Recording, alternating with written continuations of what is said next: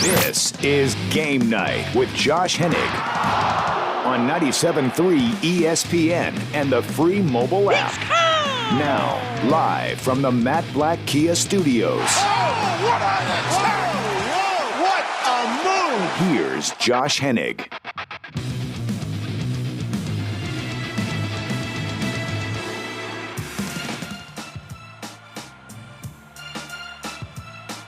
It's not so much of a loss. It's the way they're losing.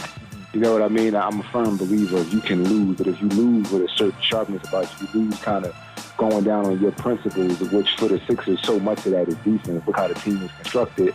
Then you can kind of be okay with that. You can live with that. You know what I mean? You can go home at night and be like, all right, I get it. You know what I mean? But the way they're losing just looks like miscommunication, bad body language, a bunch of head hanging. It's just, I'm just pointing out random things, but it's all the things that, or as a player, if you see the other team doing it, you know they're defeated. That was Daryl Reynolds earlier on the Sports Bash here on 97.3 ESPN. Josh Hennig here on Game Night. No Sixers or Flyers tonight. They'll be both back in action tomorrow night. For better or for worse for the Sixers. For the Flyers, maybe there's some still frustration they couldn't close out that series. As Daryl Reynolds said, it's not the Sixers losing, it's the way they're losing is the problem. So we got a lot of Sixers stuff to get into today. Bryan Toporek will join us coming up at 6:20 from Bleacher Report and the co-host of the NBA Podcast. We'll get into the Sixers with him as we are on the edge right now, potentially of the end of an era with the 76ers in certain ways. So we got to get to that. Also, we got to get to this Phillies team that found a way to lose a game earlier today. Mike Gill asked Bob Wankel about an hour ago, are the Phillies trade deadline buyers or not? And I have an interesting opinion about that. You're going to want to stay tuned for a little bit later this hour. Plus, we'll get into the Flyers loss and what is to expect coming up. The Sixers, we're going to get into them a lot this hour, but we don't want to spend the entire beginning of the segment because I don't want to overlook something else that happened in the sports world, which is the NBA playoffs are going to keep going on whether the Sixers actually do anything or not. And Tim Legler brought up an incredible point earlier on the Sports Bash. ESPN NBA analyst, former NBA player himself, three-point contest shooting champion. And when he said this earlier, it really stood out to me like a sore thumb. And there's so many times when we watch sports and we wonder why things are happening a certain way. And we don't understand why the Lakers lost to the Portland Trail Blazers, for example, in Game 1, which wasn't the craziest surprise, but the Magic being the Bucks was definitely a surprise. And you look around like, why are the Sixers going out there, getting a 25-11 lead and then getting outscored 76-44. When things like that happen, there's a part of us that says, I don't understand. I can't wrap my head around this. Whether you're a diehard Sixer fan or you're just a regular basketball fan and you want to say, is it this reason? Is it that reason? And then when Tim Legler said this, I felt like my eyes were opened in terms of basketball. Watching the Miami Heat play. You want to see a well-coached team? You want to see the difference? And you're going to tell me that team's got more overall talent than Philly? It's like comparable. They got better shooters. You know what they are? They're the smartest team in the league. They're the best passing team in the league. They've got the best player movement in the NBA. They've got ball movement with a purpose. Watch how they defend. He mixes up defenses throughout the game. Listen to all of those adjectives about the Miami Heat. They're prepared. They're a smart team. They're a good shooting team. They're a good passing team. They're one of the smartest teams in the NBA. The coach has them mix up their defenses. But where does that start with? That coach doesn't get hired if the person above him isn't the right guy. And that's really where the confusion is for the 76ers.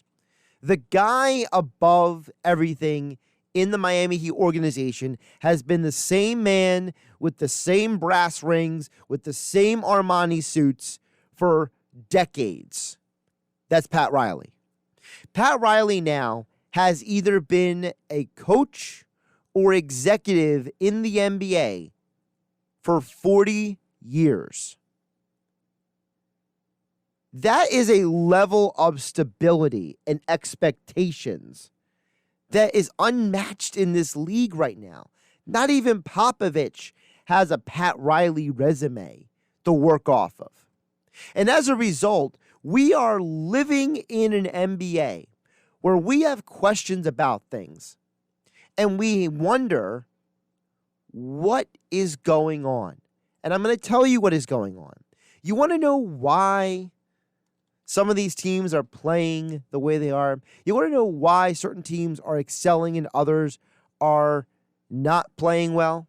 You want to know why Chris Paul had a minus 20 plus minus for huge chunks of the game, or why the Miami Heat are now up 2-0 in their series?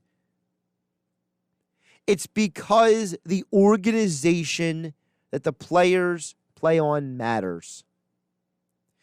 The players got to go out there and execute. And don't ever tell me that a coach can fix every problem, because they can't. All right? And listen, I've been texting people, I've been tweeting with people, we've been talking off the air and on the air here on 97.3 ESPN for not just the last 24 hours, but months now about the 76ers. But let me tell you something. If you think that Brett Brown is the only problem with this team, you are grossly misled. If you think Brett Brown is the biggest problem with this team, you do not see the big picture. I don't think it's a coincidence that the Miami Heat are so well respected by a basketball lifer like Tim Legler, who played at every level of basketball, who has been an analyst for years now. He's a guy who probably could be a coach in the NBA if that was maybe the avenue that he wanted to go down, but he's a guy who understands basketball. For him to speak that glowingly about the Miami Heat tells me that the Heat have something that a lot of other teams don't. And it's not just the stability of the ownership to the front office to the head coach. It's the fact that there is a culture in place that draws certain players to the organization and filters other players out of the organization. And it's not that that formula is the only winning formula, but it's a formula that has been executed at a high level by every team that has won multiple championships over the decades. The Warriors' culture, from the ownership to the front office to the coaches to the players. It's the Spurs, front office, coach, players. The Miami Heat. It was the Lakers with Phil Jackson and Shaq and Kobe, and then later Pau Gasol. In the 90s, it was the Bulls. A culture was set and held. It was the Celtics and the Lakers of the 1980s. It was the Celtics of the 1960s. Any run of championship success for any franchise ever in the history of the NBA can be drawn to that specific formula. So if you want to blame and say Brett Brown should be fired at the end of this year, I'm not saying that you're wrong, because what I saw from the 76ers last night was completely and utterly embarrassing. But the part of the reason why it was an utter embarrassment, the way the Sixers lost last night, wasn't just because of the head coach. It's because of the players. And if the organization's culture is not at a certain level, then you're going to allow people to come to the organization and not fit in with your overall goals. The Miami Heat do not chase every free agent. The Miami Heat don't go out there and sign Timothy Mozgov to a crazy fat contract. The Miami Heat are not out there always making big moves. They make the big move when they think it makes sense for them. And they don't get everything right. They're the ones who signed Hassan Whiteside to that stupid contract years ago. So they don't get everything right, but they have a formula, and they're trying to follow that formula for success. And Pat Riley feels like I have a system and a culture and a way of doing things that makes sense. And as Tim Legler said earlier on the Sports Bash, the Knicks hiring Tom Thibodeau really might not be as crazy as some people may think.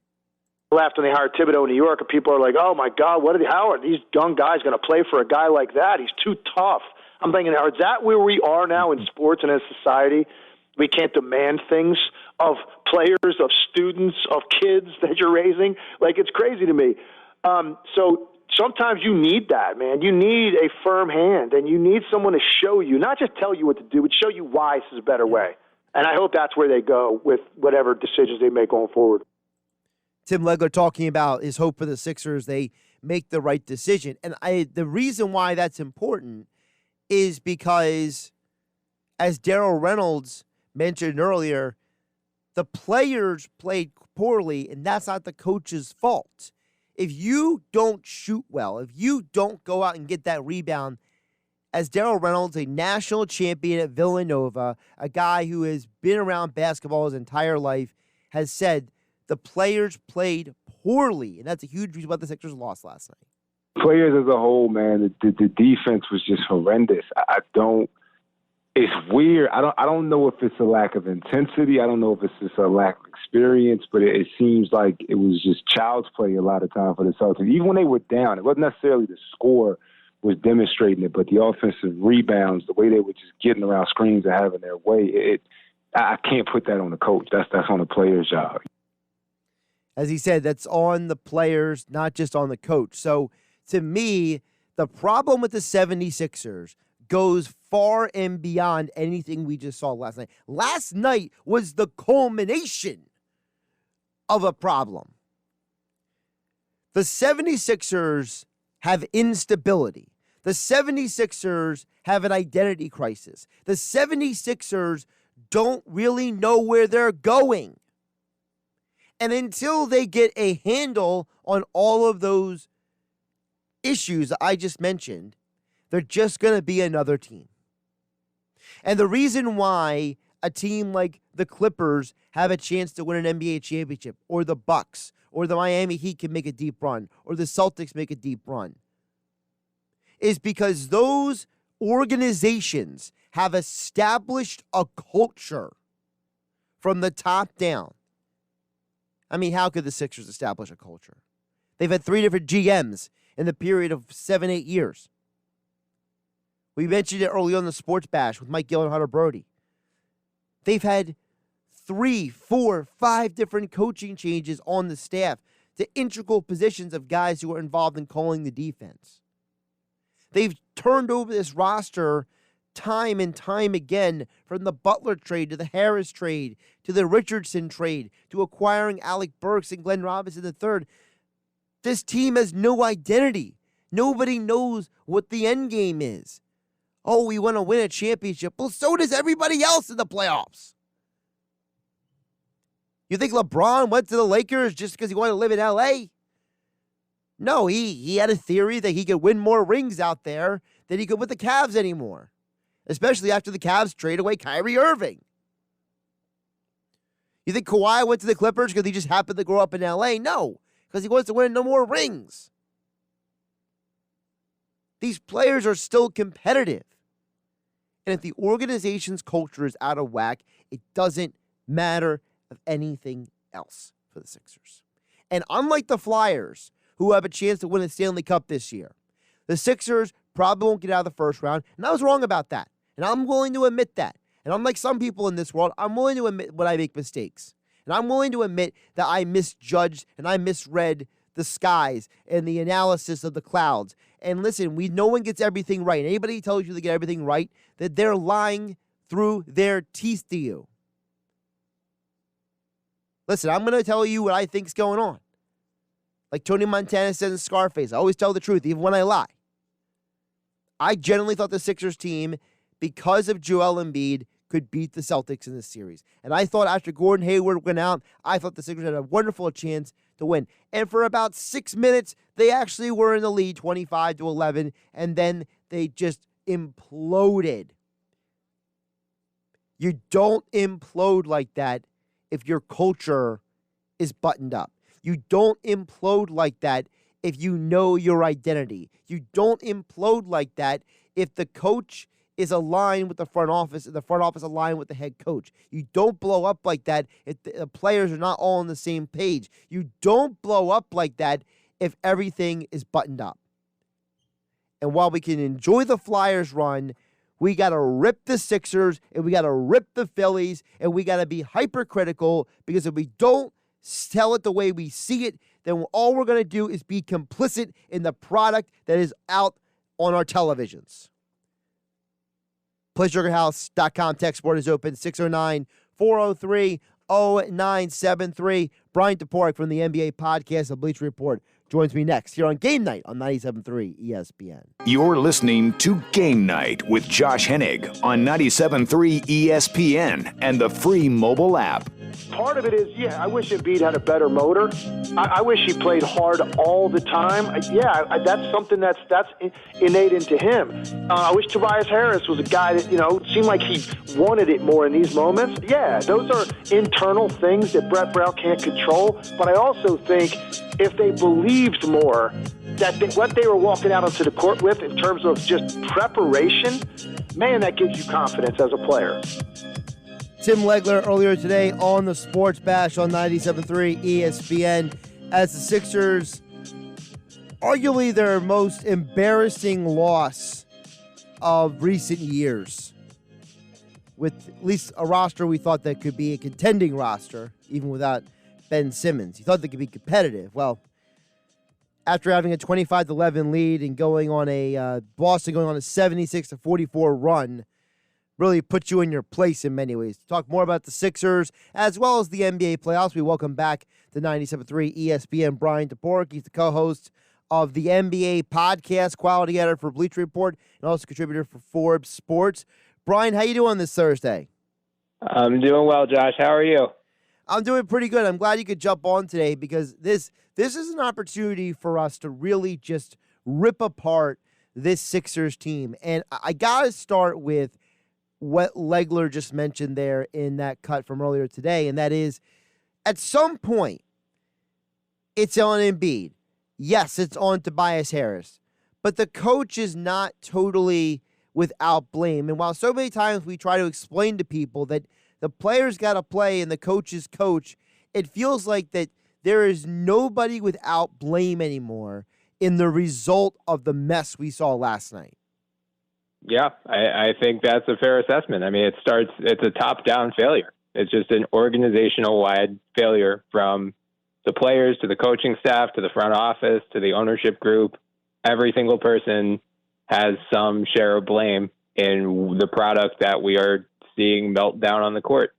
I've been a very ardent supporter of Brett Brown throughout the years. I thought the chatter about his job security last year was unfair, especially, he adjusted really well and coached well in that Toronto series in particular. This series, we haven't seen it as much.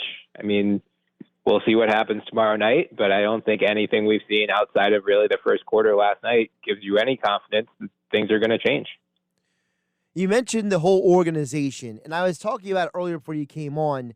You look at an organization like the Miami Heat, and obviously not every organization like the Miami Heat can be like that, but organizations that win championship, there's a continuity of culture from the owner to the GM to the coach to the players, and they don't just bring in anybody. They're not always out there big game honey. The Miami Heat don't sign Timothy Mozgov to $60 million, right? So there's they don't trade Kyrie Irving away and then fire their GM, right? Like, they don't do stuff like the Cavs did. So is there something to be said of the fact that the culture of the Sixers and the lack of identity with them is really the root of the problem here? Yeah, I think that's a fair assessment. I think it goes back to the early phases of the process, and when you commit to a long-term rebuild with Sam Hinkie and then cut his legs out halfway through. And it feels like they've kind of just been flailing between different visions ever since. I mean, between Hinkie, Colangelo, the interim GM front office, the Hydra that they had, and now Elton Brand, we've gone through 3 or 4 GM groups in the past 5 years, however you want to look at it. And, it feels like basically everything in the past 2 or 3 years, really since the loss to the Celtics a few years ago in the playoffs, it's just like they're swinging a pendulum of overreaction back and forth. Like they thought they were ready to compete. So, they made some win now trades. They trade for Jimmy Butler. They trade for Tobias Harris. Then they lose in the Raptors and, get blown off the floor whenever Joel Embiid's not on the court. So then they go out and sign Al Horford to make sure they have insurance, but they completely neglected. It's good in the NBA in 2020 to have guards who can actually shoot and dribble and pass. Ben Simmons is without Ben Simmons, which, he's out with this knee injury. They don't have a single average point guard on this roster. And against a team like Boston that has a bunch of good defensive wings, that flaw has become fatal. You mentioned the 3 different general managers. What can Elton Brand do to fix this problem, if anything? Because let's be realistic. At some point, if you bring in a new head coach, who's the guy hiring and interviewing him? It's Elton Brand in that front office. So what can Elton Brand actually do to fix these issues? There is not a good answer to this question, unfortunately. I mean, last summer was really that was their opportunity to lock into the roster that they were going to build around Ben and Joel. They had a lot of flexibility, a lot of cap space. They made their choices. They let Jimmy go or signed and traded him to Miami. They re-signed Tobias. They spent a ton on Al Horford. They're kind of locked in here. Tobias Harris and Al Horford are among the worst contracts in the NBA right now. No team is going to willingly take them on unless the Sixers dangle something else, whether it's Matisse Thybulle, whether it's the 21 pick that they just got. They have 4 second-rounders. They definitely will not be using all of those. So I'm assuming they're going to try to dangle some combination of those picks, maybe Josh Richardson, because I don't know if they plan to re-sign him in 2021, and try to move off of one of these big contracts. But it's not going to be easy, especially, there's a lot of financial uncertainty hanging over the league right now. The salary cap is probably not going to go up as much as expected. There aren't very many teams with cap room. I know it's a parlor game on Sixers Twitter to come up with Al Horford trade ideas and trade destinations. I think it's going to be a lot harder than people expect.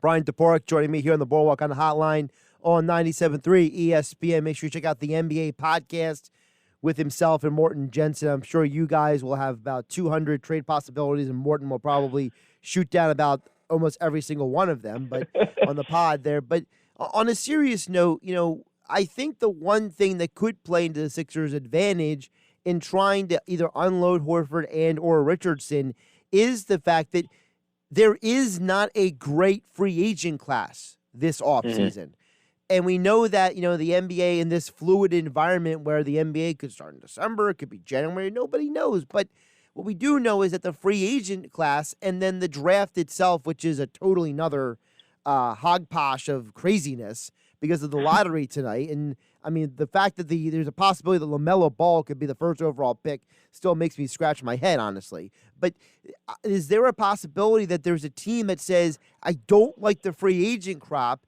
and if I'm going to go out and use some of my salary cap and make some changes, that maybe taking on an Al Horford or a Josh Richardson is my way of getting around the situation? Yeah, it's definitely possible. Part of the problem is there aren't that many teams with salary cap space. It's really 4 or 5, maybe 6, depending on where the cap comes in. Most of them are very bad teams. Miami's going to have some space, but they're probably going to keep it open for making a run at Giannis or another superstar in 2021. So maybe they just use it to re-sign Goran Dragic or hand out a 1-year deal to someone like Danilo Gallinari. So I don't think they have any interest in Al Horford. Atlanta has a ton of cap space, but I mean, he already played there. They let him walk. They have John Collins, Clint Capella. I don't see why they would take him either. So now we're looking at like Charlotte, Detroit. I mean, I think ultimately what's going to happen if they are able to flip Horford, it's going to be Horford for another guy on a not great contract. And even still, it's going to be hard to find someone on an equally bad contract. So I think, the Kings are a popular theoretical landing spot for Horford because they have Buddy Hield, who is very dissatisfied with his role, and he would fit really well next to Ben and Joel. But I don't think the Kings are doing Buddy Hield for Al Horford straight up. I don't even think they do Buddy Hield for Al Horford in the number 21 pick. Like, would it require including Thibault? Would it require, turning it into a bigger deal and including Josh Richardson, and they throw in Harrison Barnes? I don't know. But this is what the front office is paid for. They're going to have to call every single team in the league. And, it's going to be no secret, especially if they get swept out of the first round or knocked out in 5 games. All 29 other teams know Tobias, Josh, Al are all going to have, a for sale sign over their heads. But it's a matter of canvassing the league and seeing, A, does anyone even want these guys? And B, what's the least we have to give up to get off of their contract? If we could just stay on that point really quick, I think the Harrison contract, the Harrison Barnes contract makes a lot of sense, though, because they're going to be getting a new GM. Vlade Divac stopped down, and it's like, hey, I'm gonna take your albatross off your hands if you take my albatross off my hands. And let's be realistic, that Bagley pick is looking worse by the day. So, maybe it's a situation where if you find a third team, you could dump Bagley off on somebody. You take on Barnes and you take on Hield, and like you said, maybe you do have to, give up that 21st overall pick. But I think that at least in this, for Sixer fans, if you can make some changes along with changing the head coach, it's an opportunity for at least what feels like, maybe not literally, but it feels like a clean slate. Right. Yeah. I mean, honestly, it wouldn't shock me if, I think if they don't bounce back in this series, if they're out in 4 or 5, Brett is a dead man walking at this point.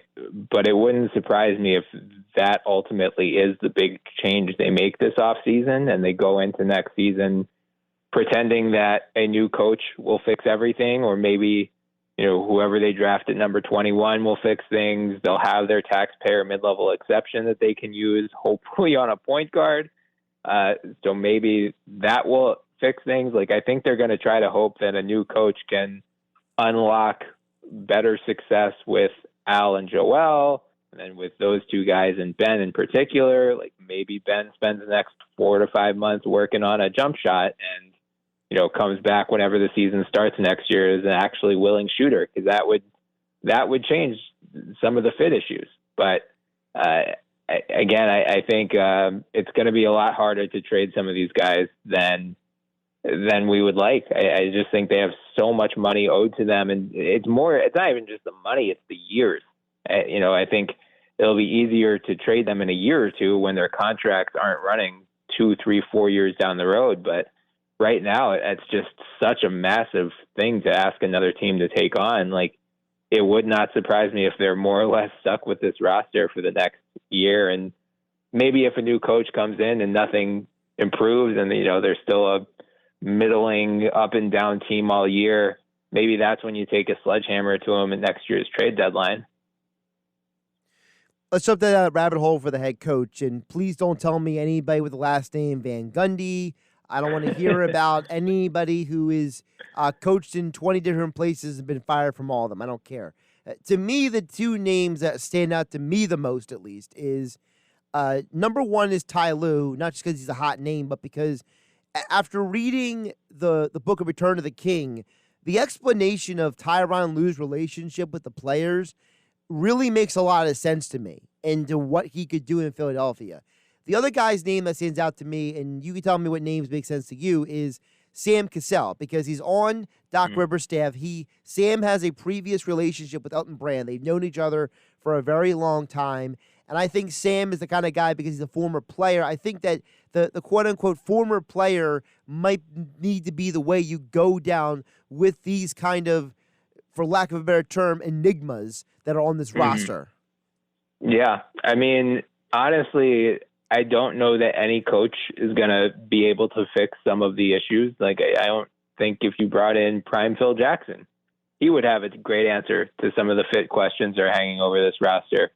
So I don't think there's a perfect solution here.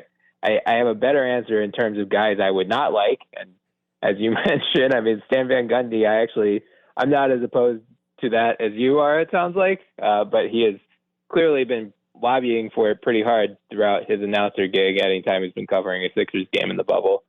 Kenny Atkinson is another guy who had a lot of success with the Nets. There's some concern. I think kind of the same perception with Brett is, great guy to steward your program through a rebuild, but is he the right guy, X's and O's wise, to get you to that championship level? When you have the talent, can he actually get you there? So, and I don't know the answer to that question. But I think the guys you mentioned are both good candidates. Ty Lue is going to be, it sounds like, a hot name basically across the NBA. I mean, we'll see what happens with Houston. They just went up 2-0 in their series, but there was some speculation that Mike D'Antoni could be in trouble with an early playoff exit. Pelicans and Bulls both have openings as well. So I think Lue in particular will probably have his pick of the litter. And whether he wants to, I guess it'll come down to, like, do you want to join a rebuilding team like the Bulls or a team like the Pelicans that's young, that has really bright talent, young talent, or, kind of a win now situation like the Sixers. But I think all of this might just be window dressing at this point, unfortunately. Like, I just don't know that anyone's going to be able to figure out how best to fit three guys who aren't great shooters and how to address the roster that doesn't have a guy who can create off the dribble very well. It's just not how the game is played these days.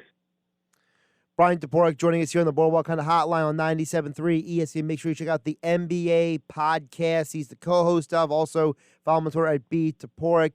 Bryan, let's do a couple quick hits around the NBA playoffs. We know that, as you mentioned, the Rockets are up 2-0 now in their series. I think there's a lot of people who are wondering, one, is this the Rockets' year? And two, how much better can the Rockets be when Russ is back on the court? Yeah, I mean, it very well might be. I think, if anything, these first few days of the playoffs have proved no top seed is safe. I mean, now Bucks, Clippers, Lakers, all of whom entered, in theory, the bubble and the playoffs as the favorites, have all lost a game. I'm not too worried about the Bucks moving forward, but Lakers and Clippers, I think, are actually in legitimate dogfights in the first round here. And so the Rockets, I mean, it's just their variance is so high right now because they're just going to bomb 50+ shots from deep. And the question is, do they hit enough to stay in a game? And can they play good enough defense without a traditional center? And so far against OKC, the answer is yes.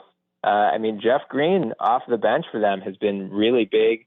Ben McLemore has been nice. Austin Rivers, like, they're getting good contributions. Eric Gordon, I know he had kind of a rough game today, but he's been a lot better in the bubble than he was throughout most of the season.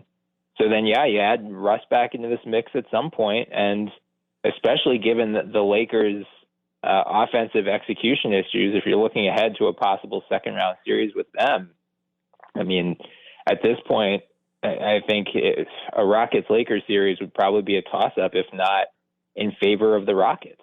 So I think the shooter's gym thing plays in well here too. I mean, we've seen that going into the bubble, we kind of thought defense would be ahead of offense. And as it turns out, a lot of these guys are just drilling shots at an unreal rate because I guess it's like there's something in terms of depth perception with no fans in the stands. And also it's just the same gym night after night. So they're getting used to that environment.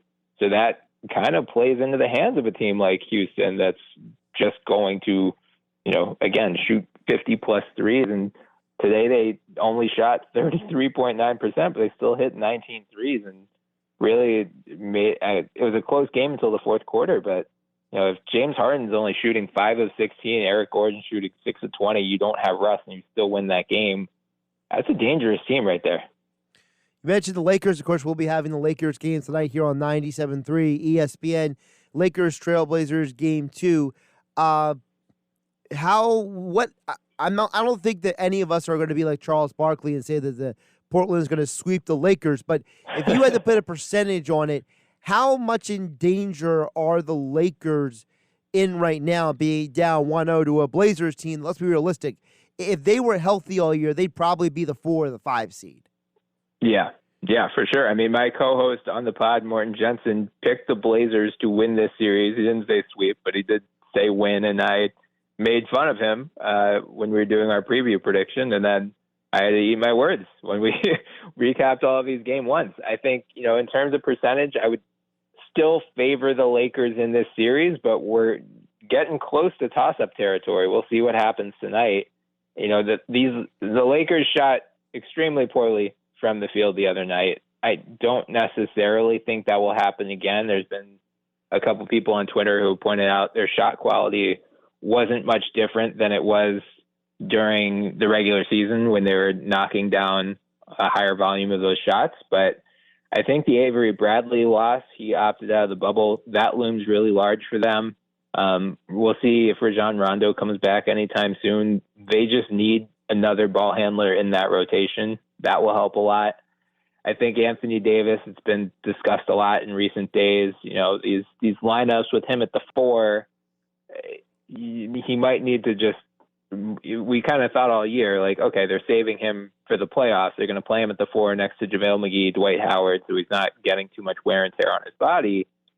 Okay, but now it's the playoffs, so we might need to see more of Davis at the 5, LeBron at the 4, 3 shooters on the wings, and, stretch them out with some spread pick and rolls.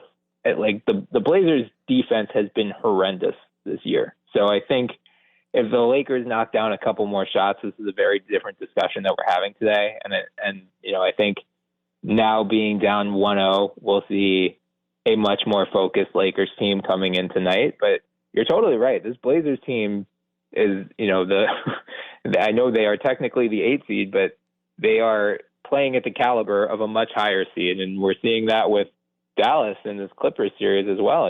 Dallas is a 7 seed, but had Kristaps Porzingis not gotten ejected from game 1, there's a real chance the Clippers are down 2-0 right now. He's Bryan Toporek. Check out the NBA podcast. He's the co-host. Also, he's quality editor for Bleacher Report, and he writes for Forbes Sports. And as all guests, he appeared today on the Boardwalk Honda Hotline. Bryan, appreciate the time. I'm sure we'll be in touch soon as the ebb and flow of the NBA season continues. Oh, yes. Hopefully we won't talk about the Sixers too much anymore. We got one more week of that, I think. Well, eventually we got to put a cap on it, right? We got to bury them and put them to rest. Yes. The sooner the better. And Sixers coverage here on Game Night on 97.3 ESPN being brought to you by Cross County Connection, the region's Transportation Management Association.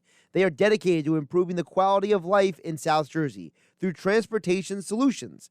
Learn more at www.driveless.com for a Cross County Connection, bringing you Sixers coverage and conversation here on Game Night on 97.3 ESPN.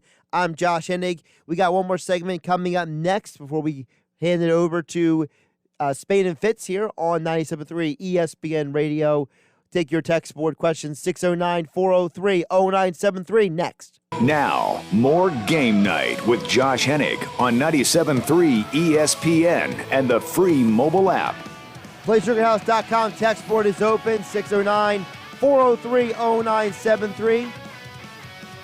Still to come tonight on 97.3 ESPN, Spain and Fitz.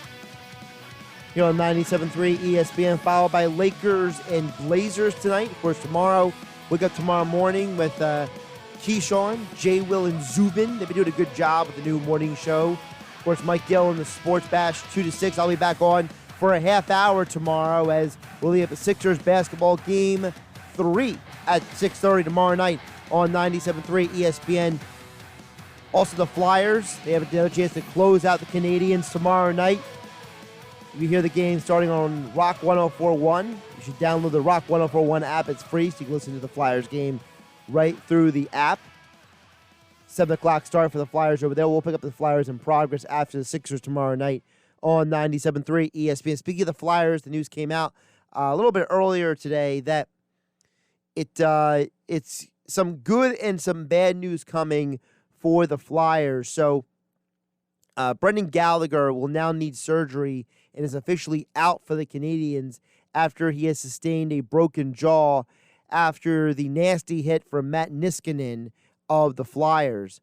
It appears that Niskanen will at least be suspended for Game 6 tomorrow night.